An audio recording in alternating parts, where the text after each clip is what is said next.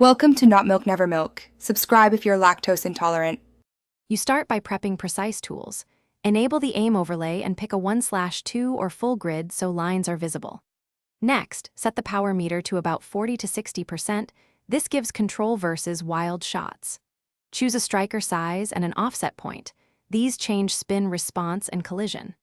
Once done, position the striker on the baseline, align the guide to the object piece and the pocket, and hold your finger steady for the initial calibration shot. Now you move into execution. Tap the striker slightly off-center to add backspin or topspin depending on the desired path.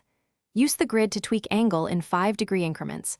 Small changes produce predictable deflections. Aim the guideline so the projected path meets the object slightly before the tangent point and set power based on distance. Make a smooth, soft follow-through to prevent over-rotation. Once the cue hits, watch the motion to learn how spin and power alter. To finish, use the replay to diagnose mistakes. Was it too much power, the wrong angle, or incorrect spin? If the overlay misleads, make small sensitivity tweaks or change striker size to alter touch response. Once corrected, repeat the same shot pattern 10 times, changing only one variable at a time so you isolate the cause. If auto-aim still fails, reset assist settings and recalibrate with a guaranteed straight shot. That single troubleshooting tip usually.